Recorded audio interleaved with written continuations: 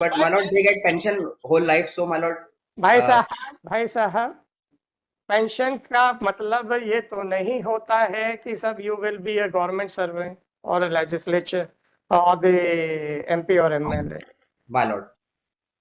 अभी आज हम कल परसों पेपर में पढ़ रहे थे, एक पर्सनल एक व्यू था एक आदमी का sir. My lord, my lord. क्या कहना था, ये तो कभी रिटायर होते नहीं है तो पेंशन किस बात की दी जाती है। My lord. तो now the things have started cropping up. एक स्टेट में for every tenure there was a separate pension, now it has been discontinued. My lord. अभी आप देखना, पिछले हफ्ते के एक पेपर में मैं पढ़ रहा था कि when they do not get retired, then why they get pensions? My lord. So now there is some movement in the society against all these aspects. Be that whatever it is, sir, it is none of our business and that is not the subject matter. My lord, my lord. है ना? तो sir अगर आपको pension मिलती है and still you treat yourself to be a public servant. My lord, certainly I am not a public servant. अरे तो भाई साहब, फिर अगर आप जो आपने सबमिशन किया है, then be ready for the other consequences. My lord. If you are getting the pension and you still treat yourself to be a former legislature, तो पेंशन के कारण फिर पब्लिक सर्वेंट की कैटेगरी में भी आने के लिए तैयार हो जाओ सर। My lord. फिर पीसी एक्ट भी लग जाएगा, सब लग जाएगा sir. My lord, public servant तो नहीं रहेंगे at least.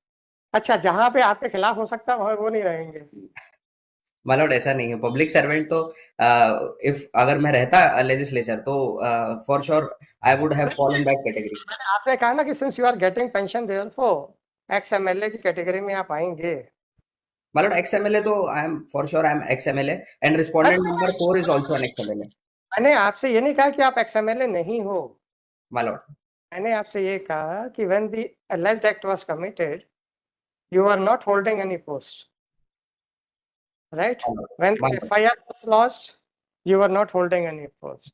When this petition has been filed, you are not holding any post. At one point of time, you were the MLA.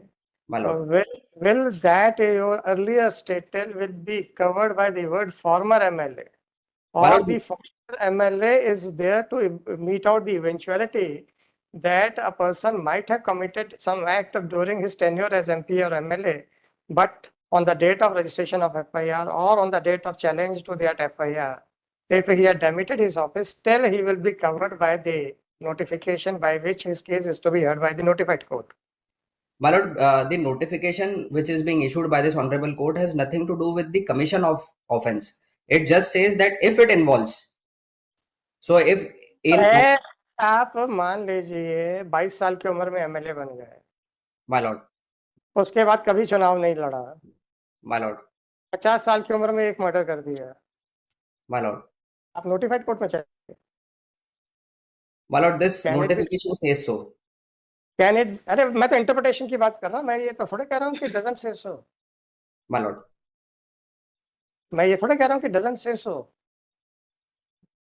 My But lord. your post must be something to do with the tenure and the act committed by you. आपने देखा होगा ना कितने लोग 22-23 साल में MP MLA बन जाते हैं। My lord, to the best of the knowledge, my lord, 25 is the my lord minimum age. अरे यार मतलब मिनिमम पे चलो। My lord, my lord. सबसे यंगेस्ट मान लीजिए 25 पे भी है। My lord. उसके बाद उन्होंने कभी चुनाव नहीं लड़ा और 50 साल की उम्र में जाके एक ऑफेंस कर दिया। My lord. Common man. So merely because 25 years ago he was the MLA, therefore his case will be tried by notified court. थोड़ा सा कहीं क्वेश्चन मार्क नहीं अराइज हो रहा आपके दिमाग में? My lord. अगर हम ये होल्ड करें कि the act committed by a person has nothing to do with his status as MP or MLA, तो इसके फॉल आउट ये होंगे, आज का MP MLA अगर 50 साल के बाद 25 साल के बाद कोई ऑफेंस करता है, still he will be covered by that word x. ये थोड़ा सा रिसर्च वाला था पर आपने नहीं किया, मैं भी करता हूँ, देखता हूँ sir. At present I will not pass an order on the board, My lord.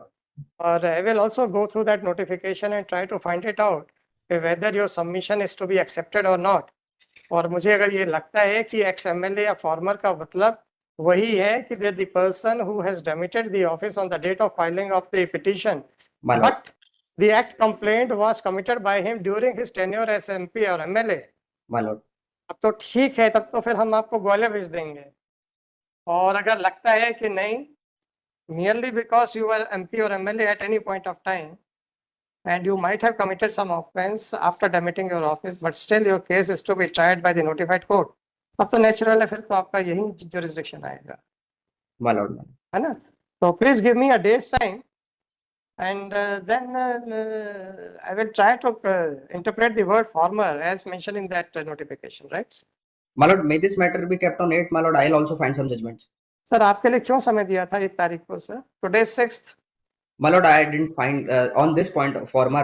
I was researching on the point that if this honorable court has decided this issue or not. Problem ये होती है, जैसे ही कोई word मिलता है जिससे कि आपको लगता है कि अरे ये मुझे सपोर्ट करेगा, then you stop searching out the other possible interpretations. My lord, अरे I- फॉर्मर वर्ड है, हो गया, काम खत्म, फाइल बंद करो, दूसरी फाइल खोलेंगे। my lord, I That was is- searching on word involving, so I didn't get. Yes, former MP or MLA. That means the former matlab even after demitting his office or during his tenure. My lord, I'll find my lord some good judgment, my lord, on this point. चलिए, वैसे अगर आप कल सुबह तक बता दे क्योंकि I will search out in the evening, My in lord, the night, not evening, in the night. और फिर अगर मुझे उसके इंटरप्रिटेशन पे लगता है कि that there is something which may favor you, then I will issue notices by keeping this question open. और अगर मुझे लगता है कि नहीं, this court otherwise does not have the jurisdiction, तो आपको ग्वालियर के लिए भेज देंगे sir. my lord. Right, sir. Thank you. My lord, it may kindly be kept on 8th, my lord, if my lord is. Sir, I am not known for adjourning the cases. My lord, pass over रख देते हैं, मैं pass over में ले आता हूँ। हाँ, आप बता दीजिए ना, कोई इशू नहीं। My lord.